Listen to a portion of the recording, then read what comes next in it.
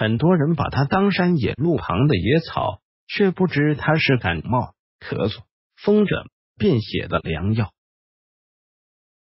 小的时候经常感冒，而每次感冒几乎都是用的中医的那一套方法治疗的，而且效果还挺好。在我的印象中，生姜、紫苏、荆芥等这些药材用的比较多一些，因为这些食药两用的食材制作起来比较方便，而且还很实惠。相比较而言，生姜和紫苏人们比较熟悉，对荆芥要陌生一点，但对于在农村长大的孩子来说，更有机会认识这些草本。就拿荆芥来说，其实当时对我来说印象最深刻的是，荆芥开着细小淡白色的唇形小花，远远望去那景观也是挺美丽。而那时候我们总是喜欢采些这样的花花草草玩闹嬉戏，一般每次采到一些药草回家的时候，爷爷都会耐心的给我们讲解。当我第一次采摘荆芥回家的时候，爷爷告诉我说，这个草是荆芥，用荆芥和生姜煮粥，可以治疗风寒感冒。后来学习了药用植物之后，才知道这荆芥是唇形科荆芥属多年生草本植物。一般来说，荆芥大约有30到40厘米高。荆芥的茎呈方形，有很多分支，紫红色背细绒毛。荆芥的叶有柄呈分裂羽状叶片，披针形。荆芥的花多为淡白色的唇形小花，穗状花序。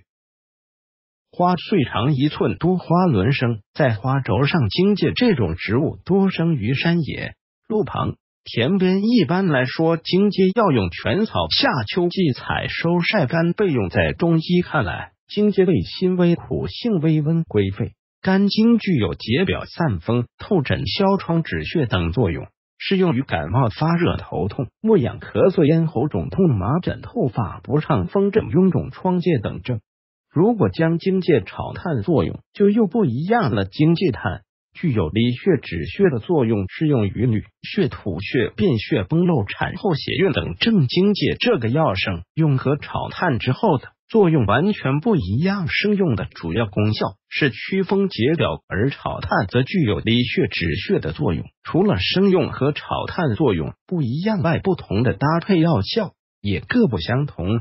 比如荆芥配防风、羌活，可以治疗风寒表症；如果荆芥配银花、连翘、薄荷，就可以治疗风热表症；如果荆芥配生石膏，则可以治疗风热头疼；如果荆芥配牛蒡子、桔梗、生甘草，就可以治疗咽喉肿痛；如果荆芥炭配槐花炭，可以治疗便血；如果荆芥炭配白茅根，可以治疗鼻衄。除此之外，荆芥这个药与紫苏在药效上需要做一些小小的鉴别。